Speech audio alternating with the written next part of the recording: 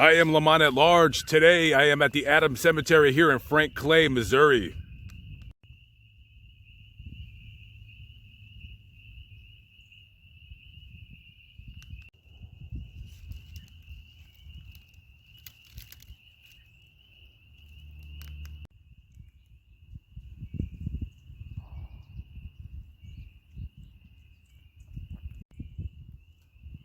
West County Bulldogs number 24, Dustin Carl Goforth, December 22nd, 1992 to August 7th, 2011. Dustin and a friend had went to a party on that night, August 7th, 2011. And there was some drinking involved, and one of his friends left the party early. And later on that night, Dustin caught a ride with another kid. So him, the driver, Dustin, and 3 other kids were in the truck. And unfortunately, that driver was very drunk. He was 3 times the legal limit. And the truck was going at around 100 miles an hour when it ran into a ditch, and everybody in the truck was ejected. Dustin died instantly. Another kid in the truck also died of his injuries a few weeks later. The others survived with severe injuries, except the driver. The driver, what happened to the driver after he killed 2 people and severely injured others? A broken ankle. A broken ankle. I said it before and I say it again, and I'll keep saying it until you guys get sick and tired of it. Especially any young people out there, you're listening to me. If you even remotely think that the car that you're about to get into, that the guy's impaired, hey, listen, maybe you're out later than you're supposed to. Maybe your parents will get mad at you. Maybe you've been drinking too. You don't want your parents to smell booze on your breath. Hey, we're all kids. We all do things that we're not supposed to do. Call your parents. Call your friend. Call anybody. Don't get in that car. Just don't do it. It ain't worth it. Okay, maybe you get punished by your parents or whatever, but let me tell you, the punishment that you might receive from them is nowhere near the punishment that your parents received from you being dead. Take my advice, please. Brian Keith Lawson, April 10th, 1962 to October 11th, 2007. To the world, you may have been one person, but to one person, you were the world. Says online that he died at home. That is all.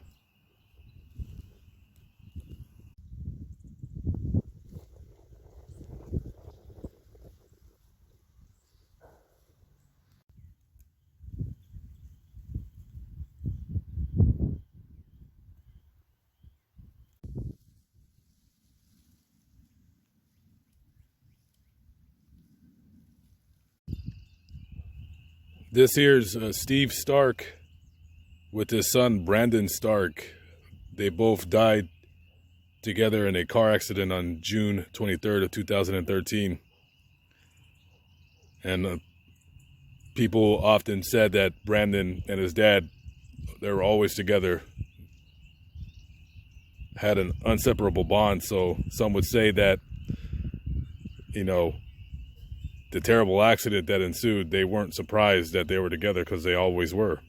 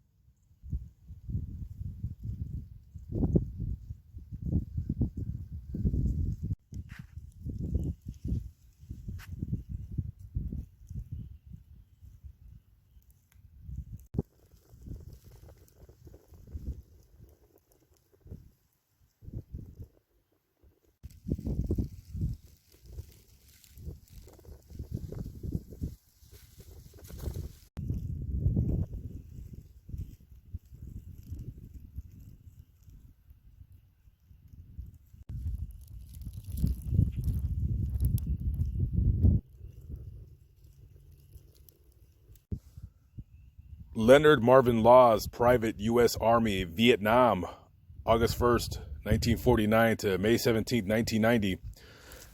As you can see, somebody made a decorative ornament out of shotgun shells. I truly saved the worst for last. Allow me to explain myself. This man is here in the ground where he belongs because he was executed by the state of Missouri, and rightfully so, on May 17, 1990.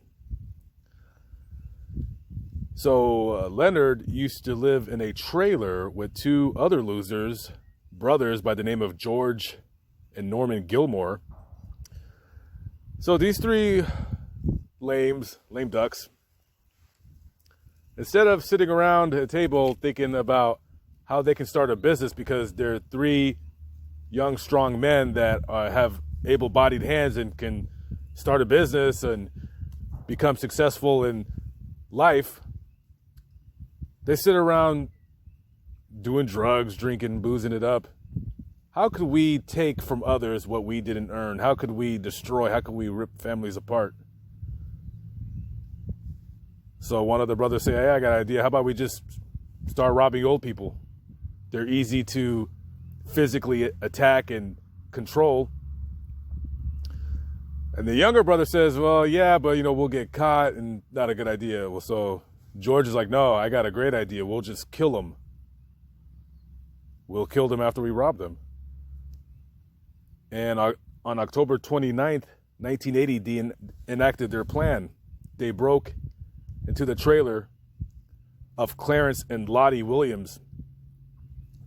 They conned Clarence into opening up the door at the wee early morning hours.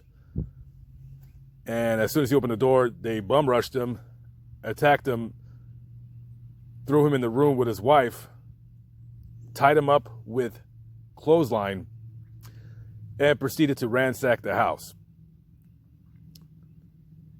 After they were done loading up their vehicles, George Gilmore takes out his shotgun and blows the wife away, kills her right there dead at the scene, puts two shotgun blasts in Clarence's chest. They proceed to start pouring kerosene all over the trailer. The shotgun blast to Clarence didn't kill him right away. When he seen what they were doing, he tried to escape out the front door, but George seen him and quickly took out the shotgun and ended his life. And they proceed to set the house on fire. And they again commit another murder where a 65-year-old disabled man and an 80-year-old woman were both shotgun blasted to death.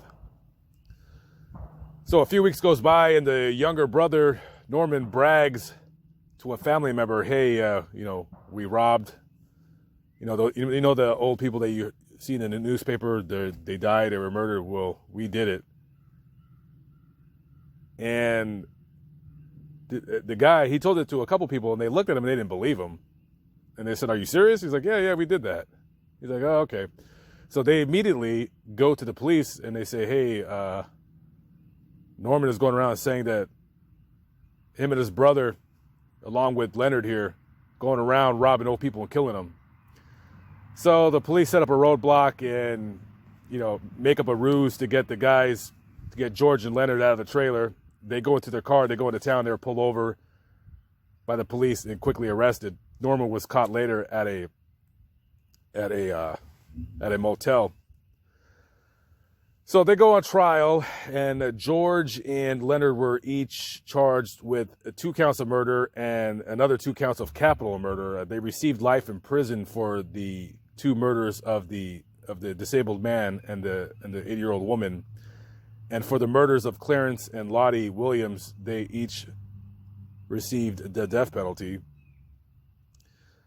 Norman, in exchange for his testimony against his brother and Leonard, received a 30-year prison sentence. And Leonard was executed on May 17, 1990.